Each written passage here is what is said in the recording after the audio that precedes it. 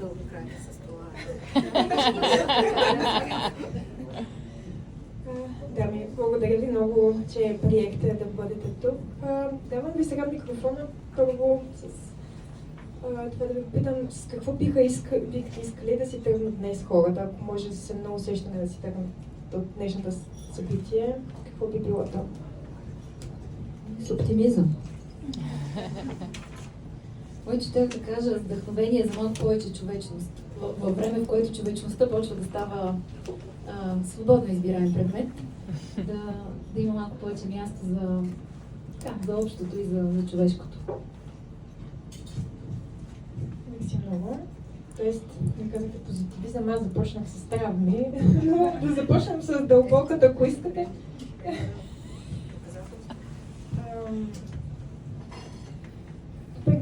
Тъй като започнах с тези родови травми и въпросът ми примерно как хората да разберат дали носят себе си някаква травма, всички носим травми, как най-лесно можем да ги обезопим. Всички. И това не противоречи на оптимизма, за който говорим. Самия факт, че сме родени в болница, тук ако има някой, дето да е роден в плевната, може, и сме отделени от мама, е вече тип травма. Това от най-сериозните, които после правят професията психотерапевт нужна. Това, което ти за себе си разказа току-що, моята майка по същия начин губи своята майка по време на раждането, малко след раждането. Това също ми е много близко. И тя се чувства доста свързана с майка си. Аз се чувствам много свързана с баба ми, която е била на 23, когато е починала, раждайки мама. И всичко, което преживеем, не само това, и още много други неща на всеки един от етапите на развитие, се казва еволютивна травма. Хората, като чуят травма, се мислят за катастрофа, цунами, такива неща. Всъщност травма е родителска некомпетентност, ама не родителска злонамереност, а родителска некомпетентност.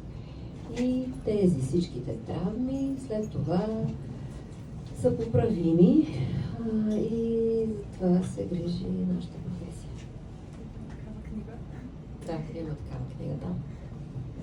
Аз ще дам една малко по-различна гледна точка за травмите, защото сме свикнали да ги открояваме като нещо, което е негативно, като нещо лошо, което ни се е случило, а всъщност травмата не е това, което ни се е случило. Защото двама души в една и съща ситуация могат да имат коренно различна реакция и единият да има травма, а другия не.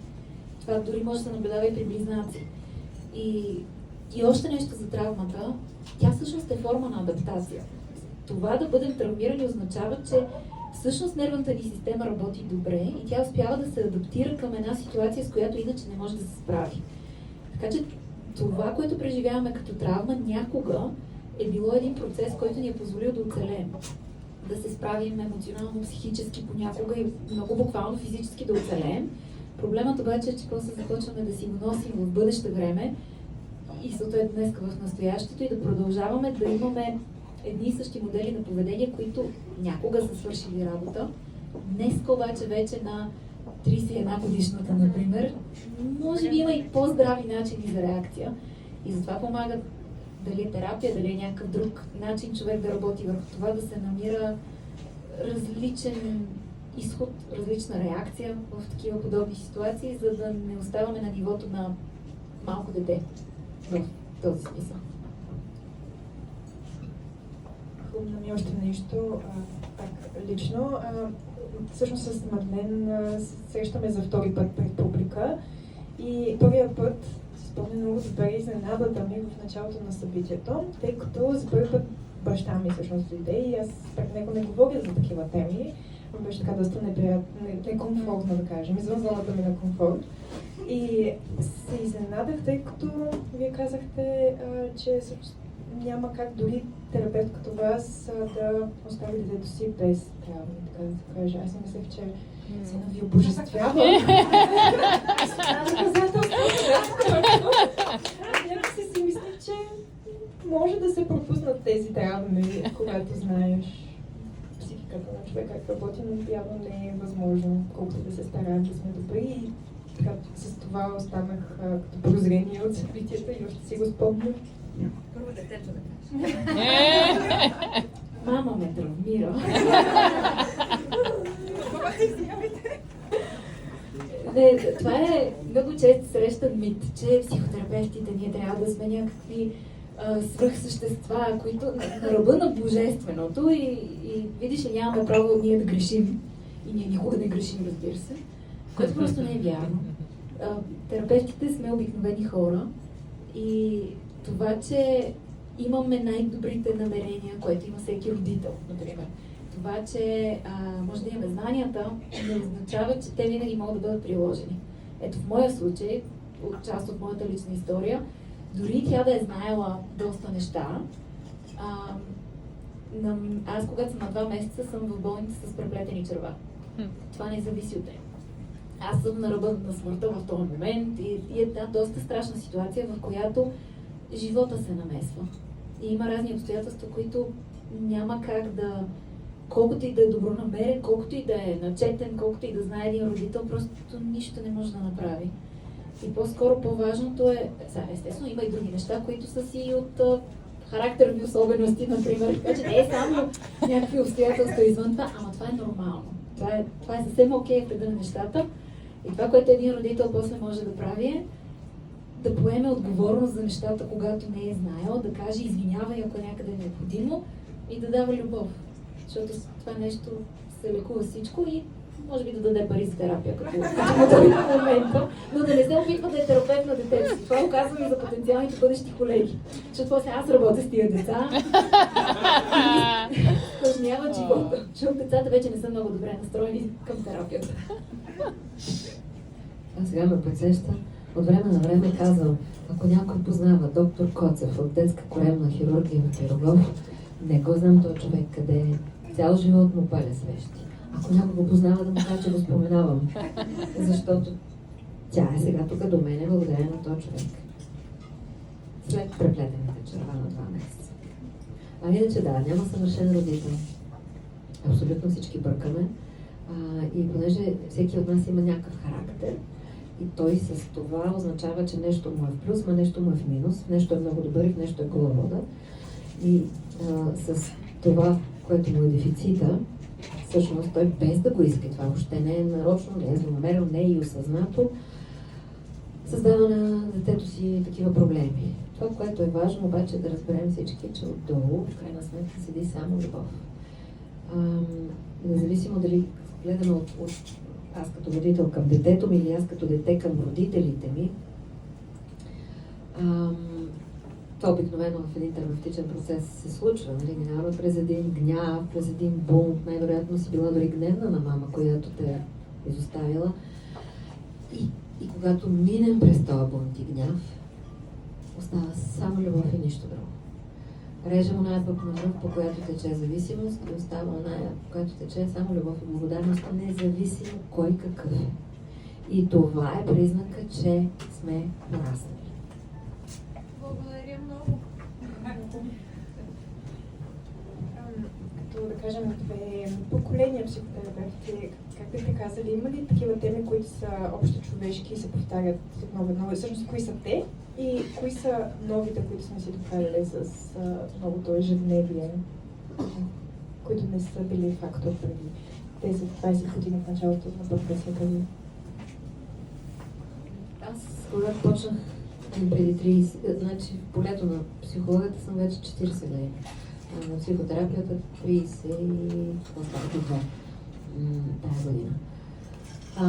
Тогава много говорихме, даже пускам на студентите ми един филм, който тогава правих още в БНТ, работех за професора ни, който впрочем днес има рожден ден, макар вече да е там на небето.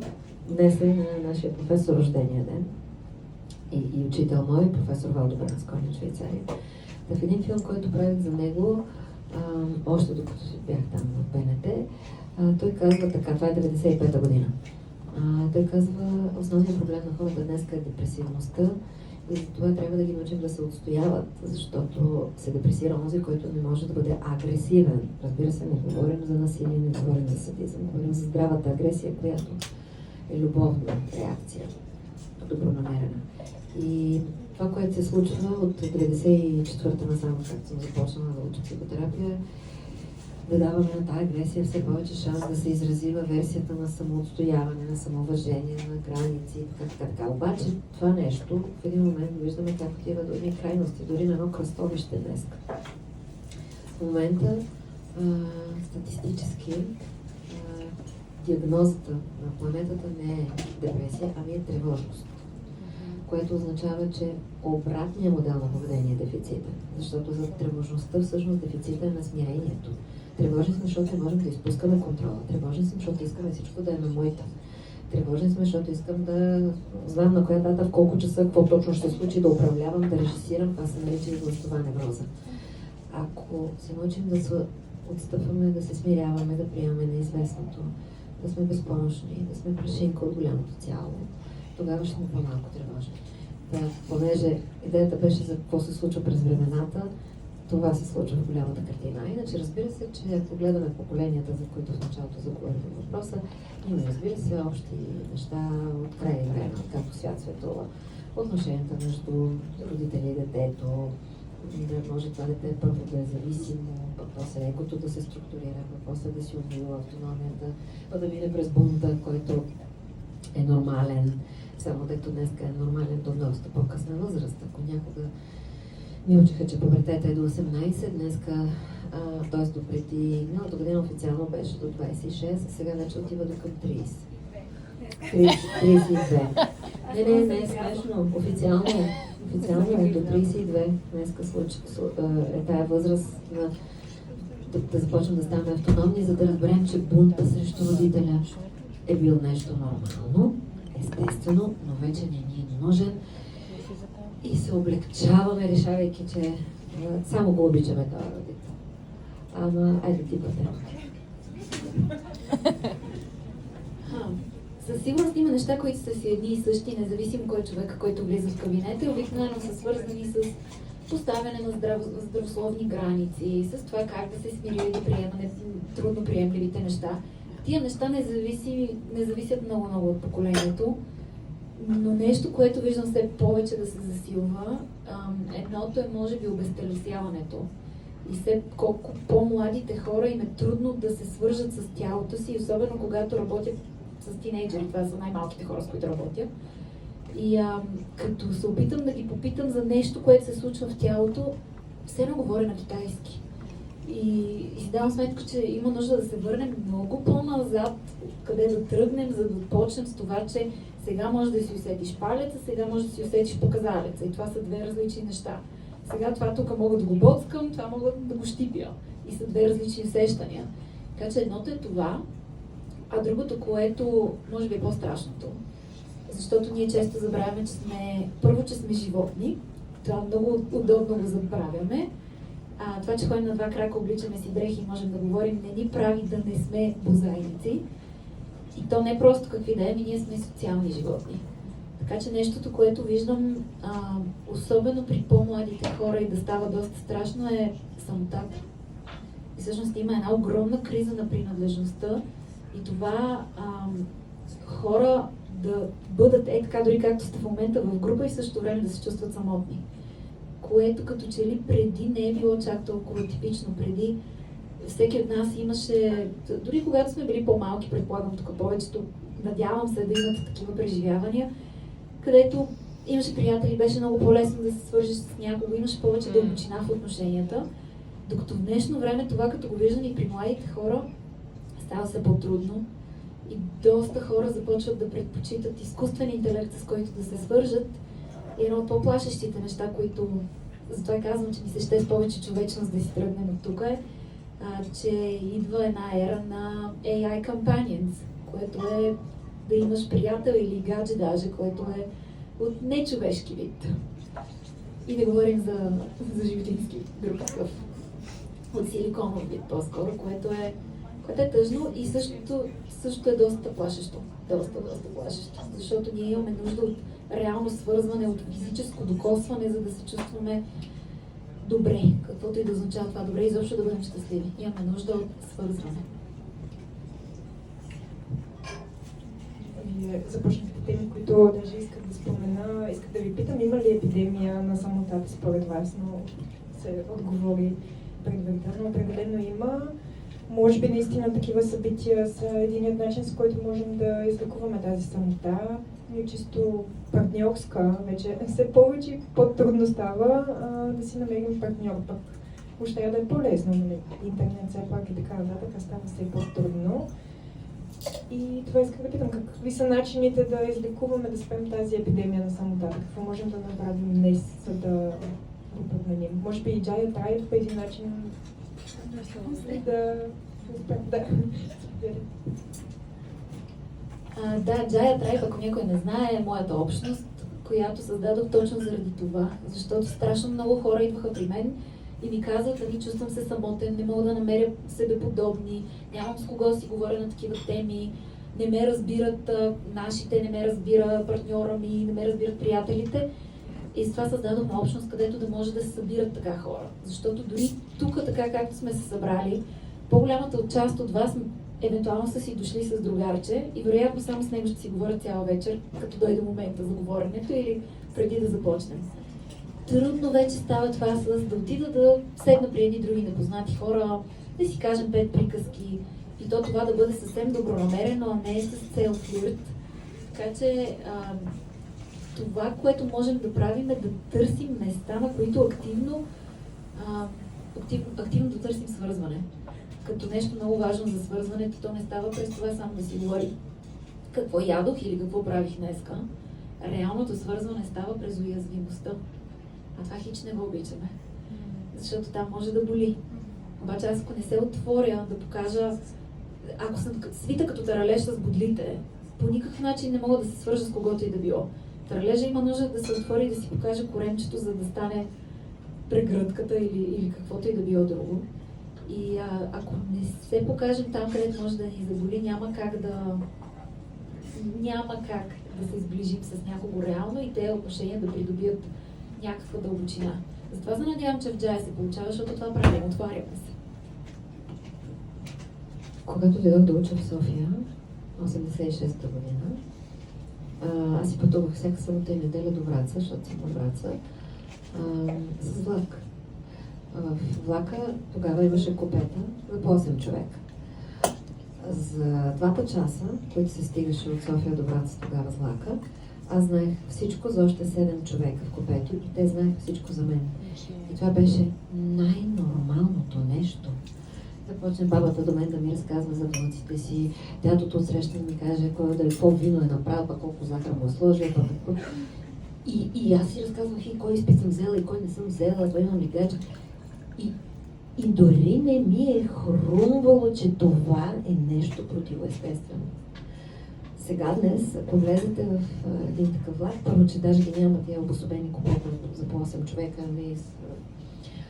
всеки седи с телефона си и не само, че не знае нищо за човека до него, той не знае, че има човек до него. Точно. Винаги преди такива събития имам призив по принцип към вас, аудиторията, поне с един човек да се запознаете, тъй като днес много неща ни свързват. Интересуват ни дълбоките теми, психиката, така че полезни и хубави приятелства могат да се зародят от такива събития, надявам се. Да ви попитам какво според вас, като майка дъщеря, какво най-много ви сближава и какво най-много ви разединява, така да се каже, по какво се отличавате и по какво сте абсолютно еднакви. Може би в начина на терапия или професионален план, както и в личен. Не знам физически колко се приличам, на някакви снимки се виждам каква съм била. Естествено, че има и още гени в нея, да са само моите баща. По приказването, може би, по начина, по който добре умеем да жонглираме с думите. Словото е нещо свято в фамилията назад. Мама българска филология, баба учителка по български. Може би доброто боравене с словото, може би експресивността. Това, че да ме живи сме, може би естествеността, Сега това, че тя от 16 годишна е на workshop. Аз на 27 за първи път тръгнах на терапия и отидох да го уча. Тя има този шанс да в среда, да го вижда кухнята. И в момента това, което Али може на 33, аз сигурно го можех на 45, защото много на по-ранна възраст, дишайки го като нещо естествено, пък и сигурно като приказвам вкъщи, аз гледам да няма термини, ама някакви неща са и влизали в програмката. По целите, може би по чувството за смисъл, по родовата свързаност, в нашата фамилия има интерес към баби, дядовци, корени, откъде идваме, как да знаеш къде си отишъл, ако не знаеш откъде си тръгнал. Де да знам, добави ти, иначе си приличаме повече, се отличаваме повече по това, че Али е много по-смела от мен. Аз все пак съм соцпродукт. Добре, аз ще започна с очевидното. Гласовете ни са еднакви. Да. Така, и се е случвало да... Аз това обикновено го давам като пример. Гледам някакво клипче, тя живее в къща, гледам някакво клипче, някой е снимал котките на двора и говори на котките. И аз гледам клипчето и се питам, добре, по дяволите, кога съм го снимала, това нямам спомен. И се усещам на третото гледане, чакай малко, това не е моя глас, това е мама. Така, но, мили хора, това не винаги е най-милото нещо, което можете да ми кажете, като един човек, който се опитва да има все пак индивидуален път, като почне да му се казва как, имаш същия глас като мама, мерси. Нищо не мога да направя по въпроса. Така ми говореха за моята майка. Че аз имам същия глас като баба ѝ. Така че това, че сме толкова открити, мисля, че е нещо, което е общо, защото има много хора, които имат доста повече стени пред тях. При нас и при двете, общо, каквото виждате, това получавате. И е много честно, много директно, без баламосване, може да е врачанската жилка, не знам. Северозападнала България. Да. И любопитството, мисля, че също. Както и едно дете, което не надали някога ще порасне. И особено се вижда, като сме с моята племенница, нейната внучка, 1-2 годишно фърфалаче маничко, че ние сме и двете можем да бъдем ходещ цирк. С много експресия. Приказването със сигурност, много говорим и двете. Така, по какво се различаваме? И нещо интересно си бях измислила преди. Да. Съжалявам, мамо, по чувството за хумор. Аз имам повече.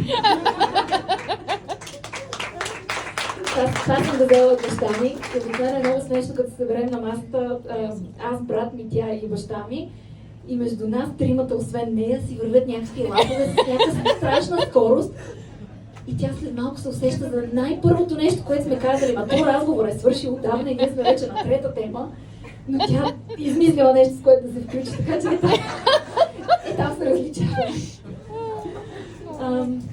И да, може би стила на работа също ни е различен. Просто като не виждам, когато работим заедно, защото ние правим доста workshop и ретрити заедно. И да, сме различни като подход, който не знам как да го обясня, но различни сме. Имаме различен опит, през който сме минали, за да стигнем до тук. Допълвате се. Вие, предполагам, също ходите на терапия или сте ходили, може би се налагало, с кой задължително? С кой психологически проблем ви е било най-трудно да се справите на вас лично? Аз може да си говоря до утре. Не можех да казвам не. Нямах смелостта да се отстоявам. Аз имам татко директор на училище. Едно време казах, че съм соцпродукт, само се козируваше. Къде ти да се противопоставиш? Какъв пубертет по приятелите? Някакви единици имаха пубертет. Средностатистическите деца някога бяхме послушни деца. И разбира се, аз си бях вече от тия добрите момичета, дето трябва да е зубър, да има шестици. Не казвам, че не е имало и тогава революционери, но не съм била от тия. Така че да се отстоявам и професора, когато споменавам, който има днес рожден ден и щеше да стане на 81, на всичкото отгоре, точно на годините на баща ми и точно толкова тираничен и деспотичен, колкото и съм си преживявала някога моя татко. Така че благодаря на него и съм била на терапия реално от 90 когато започнах есента на 94-та година, до 2018, когато той си отиде. Разбира се, не е с тази честота. Към днешна дата, понеже сега той вече не се чувства добре и аз съм в един такъв по-труден период, в който колоса татко вече с много диагнози, ми е криво, ми е болно и треперя. И сега също си правя сесии, когато вече моят терапевт е в отвъдното, си правя с един бразилски колега от време на време онлайн сесии, защото минавам през този етап, в който се подготвям. А иначе, друго, което ми е било много трудно, съблазняването в някаква да речеме, сексапилна, женствена версия. Аз съм бригадирка с куртка и кирка. Всичкото това беше срамно, мръсно, грозно, наказуемо, само фифи или флорците, или да не кажа някакви други думички, тук се държаха така, буржуазно, опадъчно. Някога така му се викаше, така че ми трябваше много време, за да мога да кажа нали, някаква версия такава. Добре, че театъра в живота ми много ми е помагал за това. Отпреди психологията имам години свързани с сцена, дълги. И другото, нямах падане по кръв, аз не може да кажа помощ, моля. Нали, аз ще падна, ще се прибия и ще стана, ще стисна, за само с оглед да не ме видял някой, че ме е срама коревна. Нали, но така съм дресирана. Нали, моята майка и до ден днешен, ако съм тъжна, ми казва: сега се успокой, сега ние сме силни, и не ми дава дори правото да си стоя в тъгата, което е повече от нужно и естествено. Така че ми е било трудно с всички такива свои аспекти да се свържа. И това е един доживотен процес. Човек, ако е съвършен, значи е свършен. Това е думичка с един и същи происход. Значи, ако сме съвършени, трябва време. Няма какво да правим повече. Така че и разбира се и още много неща, защото терапевтичният процес е да минеш през всичко тията, да станеш цял.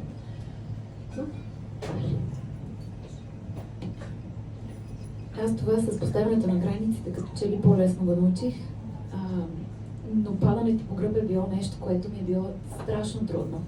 Това да си призная, че съм виновна за нещо и да се извиня, съм го приемала като ужасяващо, като фатално страшно, защото ако аз съм, нещо в мене го приравняваше, че ако аз съм виновна, то аз съм грешна, то аз съм лоша и едни такива много страхове някъде по пътя се проявяваха. И съответно в мене живееше един people pleaser, един угодник, който на всеки трябва да се хареса и трябва да съм винаги усмихната, весела, винаги да съм добре. Приятеля в групата терапевт, на мен всички ми казват какво ли не е, страдат, аз съм обаче там, ето всичко е наред винаги. Така че това бяха неща, които ми бяха доста трудни да се справя с тях, както и закачването към зверски неподходящи партньори, такива, които много трудни, предизвикателни отношения и самата аз имам травма от изоставяне заради това, което разказахме с преплетените черва и съответно ми е било много трудно да се разделям. Ама много такова, което дълго време съм търпяла какви ли не неща, докато най-накрая чашата преле ми дойде до тук и взема нещо да променя. Слава Богу, ако някой от вас се разпознава в тия неща, поправимо е. Работи се по въпроса и в днешно време е много по-лесно. А иначе за това дали терапевтите ходят на терапия, ами да, и в нашата школа това е задължително.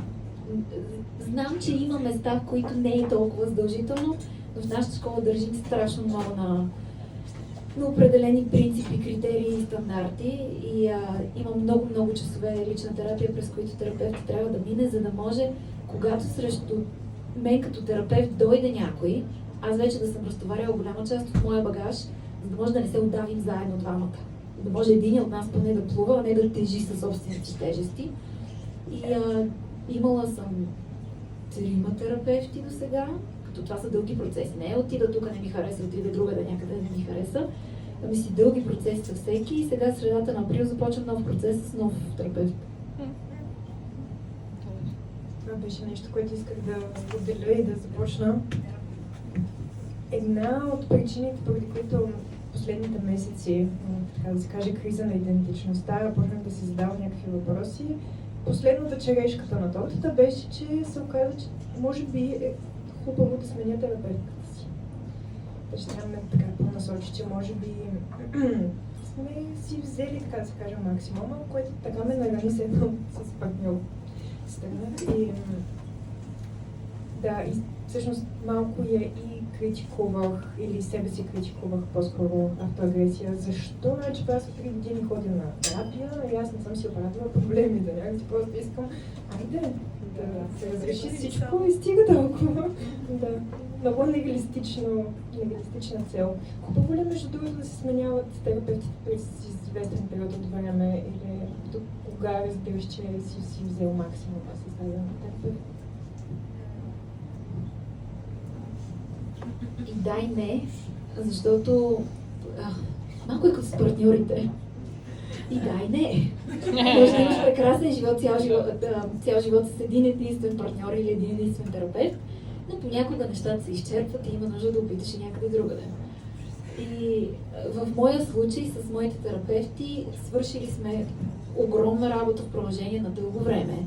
С първия ми терапевт имаме над 100 часа терапия и просто вече в един момент видяхме, че повечето ни сесии отиват на разговори, такива приказки, които вече не вършим терапия.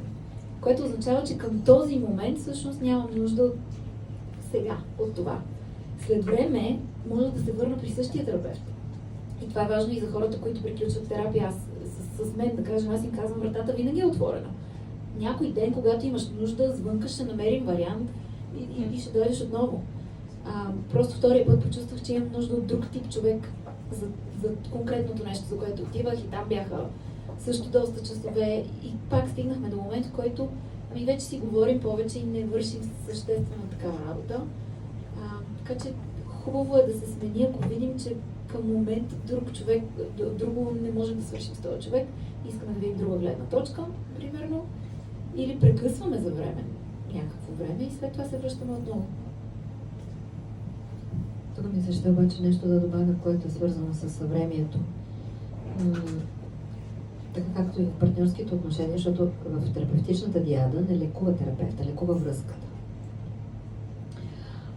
Нито пък лекува специфичната модалност. Лекува връзката между двамата.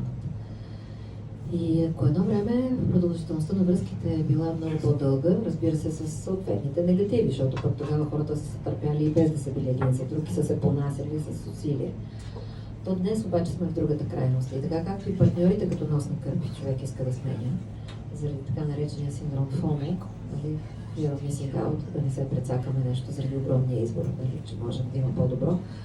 Така и хората си сменят и работата днеска. На HR-ите статистиката е, че преди на 7, после на 5, на 3, сега на една година хората си сменят работата, отивайки дори на по-ниско платена, за да е по-лесна.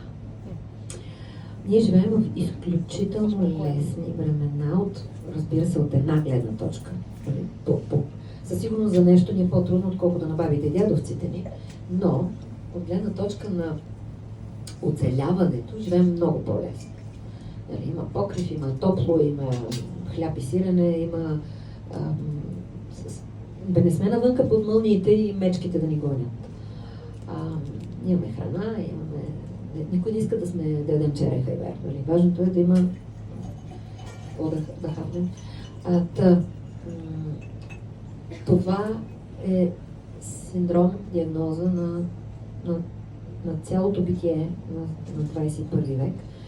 И смяната на терапевта може да бъде част от това генерално неумеене да оставаме. Днешният човек иска непрекъснато нещо ново, нещо различно и ако малко не му е окей, нали, не му е кеф, веднага трябва да бъде някъде по-добре. Но в терапевтичния процес да не ти е добре е част от смисъла. На мен най-трудното ми е било, когато моят професор искал да съм да го скормя, заклевам се. Това е човека, който най-много мразах и се страхувах ужасно. И това е човека, на когото днес искам не един 100 паметника да вдигна. Защото не си тръгнах и минах през това, което беше много страшно, много болезнено. много трудно за понасене, защото в терапевтичния процес има нещо, което се нарича съпротиви. Това, дето най-го искаш, най-се съпротивляваш срещу него. И когато някой ти натиска копчето и те боли, днешният човек, който е свикнал на комфорт, си казва: махам се от тук, ама няма да порасне. Ако не мине през предизвикателството да му е трудно, да го е страх и да си каже: мога да остана и да направя още 2 см стъпка, после още 2 мм дори да е стъпка. И когато отида отвъд, аз съм преодоляла нещо, някакъв лимит. Но математически отговор на това въпрос няма. Понякога е добре да видим различна гледна точка, да общуваме с различни колеги. От тази промяна може да излезе и нещо много хубаво, но като тенденция днес, като че ли аз го виждам и по нашите специализанти. Аз сега съм управител, пък или изпълнителен директор на това училище, в което 94-та започнах като първи випуск. На нас не ни е хрумвало първо и нямахме избор. Имахме един терапевт. И това е проработило по някакъв начин. Докато днес виждам колко много от нашите студенти отидат 5 пъти и казват: не искам друг. Ама чакай, то не е почнал процеса. За да почне, първо трябва да минат съпротивите, да се изгради доверието. Някак много лесно, при най-малката трудност днес ли човек иска да си взема шапката и да си тръгне. Било да си тръгне от партньора, било да си тръгне от държавата, било да си напусне работата и много по-трудно умее да остава, за да си даде шанс на себе си, да види с какво ще порасне.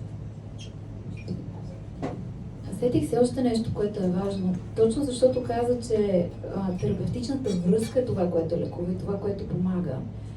И много хора възприемат терапевта си като един авторитет, експерт, който седи там някъде горе. Сега вероятно има и колеги, които се държат на това ниво. И това не помага особено много, защото в една връзка като цяло, за да може тя да бъде истинска здравословна връзка, неминуемо ще има и конфликти. Нормално е да има спречквания, нормално е да има различни мнения, да има някакви неразбирателства. И много хора решават, че трябва да си сменят терапевта, защото има нещо, за което не могат да се разберат. И когато, да кажем, специализантите дойдат и ни го кажат и ни попитат, или ако дойде някой на терапия при мен и ми каже как си е тръгнал така от предишния терапевт, аз питам: добре, опитахте ли да разрешите конфликта? Поставили го на масата, казали, че има проблем? И често отговора: ами не. И аз тогава съм наясно, че също вероятно ще се случи и с мене като терапевт. Защото ако не сме достатъчно смели да поставяме честно нещата директно на масата, как очакваме да имаме по-здрави връзки? А терапевтичната връзка би следвало да служи като здрав пример за всички останали връзки в живота ни. Би следвало там да можем да кажем, когато нещо не е окей, да се конфронтираме с този човек, да се скараме, ако щете даже, защото това е мястото, където би било добре, би трябвало да бъде така, да се получи една здрава реакция от отсрещния и да се получи една интеракция, в която най-накрая може би да имаме някакъв различен развой. Защото мен, ако ме е страх да влизам в конфликти заради баща ми, защото или какъв си, вероятно това си го нося в целия живот и съм по същия начин. Точно терапевтичният сетинг е репетиционната място, където можем всичките тия неща да ги пробваме отново и отново, докато най-накрая се научим. И е важно да свалим терапевта от пиедестала и да видим живия човек от среща, за да може да имаме тия качествени отношения с него и после вече това да го репликираме и с останалите. Така че да си създадем усещане за безопасност първо в тая връзка, после в себе си и след това някъде другаде, където имаме нужда да го занесем. От един ваш отговор ми идват още 5 въпроса. Най-много ще трябва да се придържаме тук към сценария. Да, но между другото споменахте връзката терапевт-пациент, мисля, че най-точно. Okay. И ми хрумна терапията с ChatGPT, тема, която исках да отворим. Дълга е. Какво мислите за развитието на тази терапия с ChatGPT? Аз лично използвам и в тази насока приложението, защото все пак той е там вечер, когато имам проблеми, не мога да пиша на най-добрата си приятелка, не мога да пиша на някой друг, а пък и трябва да си откровен пред живо същество. Така че много по-лесно е да си кажеш каквото има там, но може да е много вредно. И даже наскоро пък срещнах статия, където папата имаше призив към поповете, мисля, и към свещениците, благодаря ви, да не използват ChatGPT за своите речи, което ме шокира, че дори и там ChatGPT навлиза, където трябва да е само духовно. Така че, какво мислите за цялостно ChatGPT? Вчера получих извинение от една студентка, която като не единствена е написала многогодишното си есе с ChatGPT, но аз такава ги порязах, защото се усетих. То беше копи-пейст всички. Сега, аз го питам кога да си подрежа малините, колко... ами да, полезно е. Сега заминаваме в понеделник, питах колко часа ни продължават полетите. Вместо да се рови, да търся, това е една библиотека в джоба справочник. И няма как да има в 16 век, нали? Ясно е, че живеем днес и можем да ползваме. Въпрос е ние да ползваме него, а не той нас. Защото стане ли обратното, би било вече много страшно и много, много опасно. И за да не се случи, на нас ни трябва осъзнатост, на нас ни трябва ценностна система, много духовна интелигентност. Колкото до това дали може да бъде терапевт, към днешна дата категорично не. Той не може да чувства, камо ли да съчувства. Той не може да страда, значи той не може да състрадава. Какъв е то терапевт? Това е смисъла, нали, емпатията е в основата. Той не може да преживява. Как да се преживява? Той е справочник. Значи, информация, която може много бързо да ти бъде доставена, супер. Обаче, как да работи с емоциите на човека от среща, когато е машина и не знае какво е това. Има някакви теоретични познания. И камо ли за докосването? Все пак ние работим в психотелесна парадигма, тази, която е интегративният, холистичният метод, който сега за мен, предполагам Дали е единствения, защото той е медицината плюс психотерапията в едно. Не можеш да работиш само с едната страна на монетата. Тялото и душата са едно цяло. Ние работим с много докосване, с работа, с специфични мускулни групи. Това към момента не може да се случи и аз лично се надявам и за в бъдеще да не може.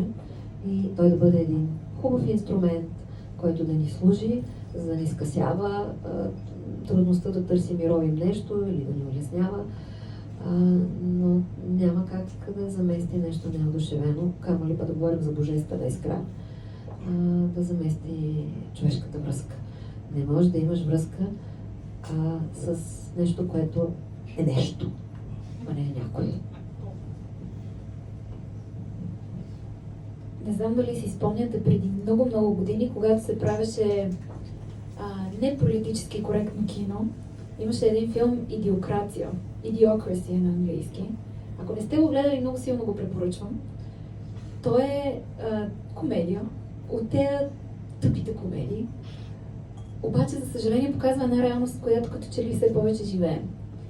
И показва закраняването на човешкото от човека. Или по-лесен пример, може би по-вероятно е да сте гледали Уоли. Филмчето на Pixar, Disney може би, където едно роботче чисти земята, пък се влюбва в една друга роботка и така нататък. Много чаровна история. Същественото обаче е, човеците не живеят на земята вече в това филмче. Защото сме я замърсили до степен, в която вече не можем да я използваме. Те живеят на един космически кораб и работата на Уоли е всъщност да види дали вече е достатъчно нетоксична, за да се върнат хората обратно. И в един момент историята вече се развива на въпросния космически кораб, където живеят хората, които са едни такива дебели същества, разплути, които лежат през цялото време на едни като шезлонги, които ги носят наляво надясно, през цялото време има екран пред тях и те си говорят със съседа, ама не да се обърнат към съседа, ми си говорят така през екрана и храната директно идва и ми се слага в устата. Което когато излезе Лоли преди бая време, изглеждаше нещо супер абсурдно и като някаква страшна пародия. Ама сега като ви го разказвам, не звучи вече така, нали? Защото ние до някъде си живеем вече в това, защото екраните така или иначе са ни през цялото време пред лицето и често си говорим с човека до нас по този начин. Надявам се вие да не го правите, ама знам, че има хора, които го правят. И за терапията с какъвто и да било AI, няколко неща. Когато зададете въпрос на ChatGPT, как ви отговаря? Правило ли ви е впечатление? Това е чудесен въпрос. Това много би отивало на кои си други интереси, които ти имаш. Защото той е събрал една информация за нас и това, което прави през цялото време е да ни валидира. Тая модерна дума, да ни утвърждава и да ни кара да се чувстваме добре. И това е нещо, което е заложено в нас като човешка изконна потребност. Имаме нужда от утвърждаването на околните. Само, че утвърждаване не означава само да ти казвам, мале колко си чудесна, мале колко си страхотна. Утвърждаване означава да мога да те видя. Да те видя реално с всичко в тебе. И хубавото, и не толкова хубавото. Отсреща там имам нещо, което само ми обяснява колко съм прекрасна. Което го прави добър терапевт. Само, че добрият терапевт е лош терапевт. Терапевта работата му е да ни провокира. Работата му е да ни покаже ние неща, които са болезнени, да боцне на места, които може да изобщо да не са приятни. Терапията не е приятен процес. И тъй като повечето хора дори не знаят как да използват ChatGPT, да кажем, те просто му задават въпроси и то само ги валидира там като един папагал непрекъснато.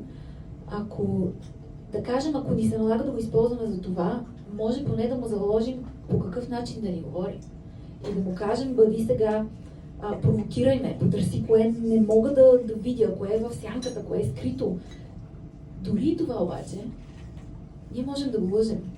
Защото аз мога да му пиша какво ли не, или мога дори да му говоря вече какво ли не, и то пак за сега поне няма как да види и няма как да усети. Даже ето пример от една сесия днес.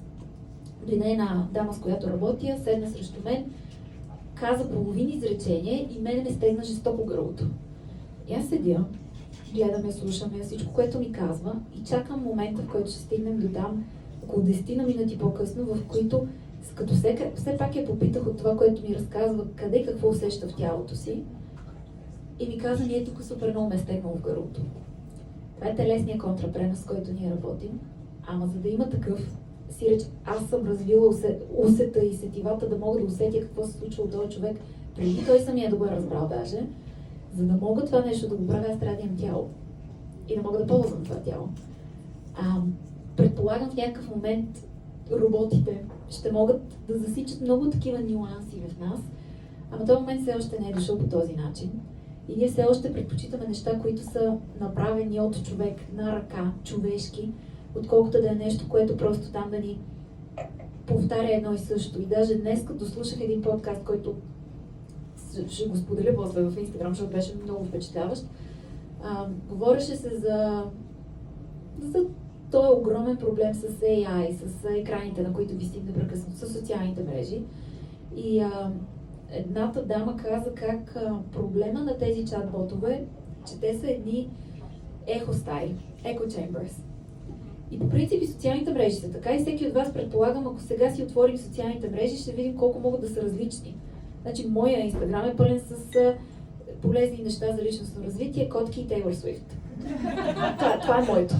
Обаче може да отворим нечия социална мрежа от вашите и да се окаже, че вашия профил, там вашия фид е залят с неща за войната, която се случва в момента. Или за нещо коренно различно, защото алгоритъмът се наглася по вас. Така, дори в социалната мрежа обаче имаме много други хора, които споделят, да кажем, нашите вярвания. Когато обаче си говорим с чат-бота, това е ехо стая, в която има само един. И единственото нещо, с което аз си говоря тогава е едно мое отражение, което по никакъв начин не ми е полезно. И аз тогава не мога да се развивам. И да, лесно е, със сигурност да му пише и то да ми върне на секундата някакъв отговор. Ама лесното не ни помага да растем. Ние имаме нужда от трудности, за да порастваме. Няма как дори във фитнеса, трябва да отида да дигам нещо тежко, за да ми пораснат мускулите. Аз ако не дигна нищо тежко и не се предизвикам, ще си остана същото слабо човече на същото място, на което съм била до сега. Малко ще добавя, наистина е супер актуална темата. Сега ми тръгна 6-тия сезон на Голям да пораснеш на Storytel и там първият епизод е точно едно писмо до изкуствения интелект. И за да го напиша се рових да почета доста. И това, човек като се зарови малко в такъв тип литература, стряскащо е много. Това, което се случва в момента е тая лавина от фалшиви новини. Вече почти нищо да четем, не може да сме сигурни така ли е или не е така. И свръхагресивни. На Оксфорд думите за миналата година са рейджбайт, което там е подтикване към ярост, и на второ място е ментално оглупяване. Това означава, че така, губят се невронни връзки, мозъка просто започва да затъпява. Колкото по-малко има нужда да бъде стимулиран да измисля и да твори, всичките тия технологии намаляват точно това у нас. Да стигнем сами от А до Я. И не знам как ще изглежда човека като вид след, да знам, още 100 години, пък даже не и 100, вижте с каква скорост това нещо се развива. И независимо, че може да ни помага, наистина да е полезно, ако не искаме да не сме на кукичката закачени глупави рибки, е много важно да си дадем сметка, че рейтинга на всичко, което е AI вече там, всичките тия мрежи социални, се основава на ангажираност. Значи, колкото повече ангажираност има един пост, толкова по-бързо и отгоре той излиза. Обаче, кои са най-ангажиращите постове? Тези, които ни разтревожват. Защото човешкото внимание е устроено така, че ние да го насочваме много повече към това, което ни застрашава, притеснява, защото това е инстинкта за самосъхранение. Много по-малко ще внимаваме в нещо безпроблемно, розово, приятно, добра новина, отколкото в нещо, което ни застрашава. И понеже той гледа и колко зениците не се разширяват, и колко време задържаме погледа си върху някакъв пост, и колко реда сме прочели и така нататък, това всичко го отчита алгоритъма. Затова в момента лавината от ужасяващи новини започва да залива планетата. Това не значи, че хубавите неща не се случват. Просто алгоритмите работят на този принцип да избутват нагоре всичко, което е рейтингово. А рейтинговото е това, което всъщност, за съжаление, е негативното. И това започва да създава у хората, още повече се дига тревожността, и почва да създава у хората едно такова чувство, то всичко е гадно, то всичко е ужасно, то всичко е лошо, то всичко е тревожно. Не е така, хубавото не е спрямо да се случва. И даже махалото, като отива много в едната посока, то отива много и в другата посока. Но е хубаво малко да се поушамарим, защото иначе ние ставаме функция на едно нещо. Ставаме управляеми от едно нещо.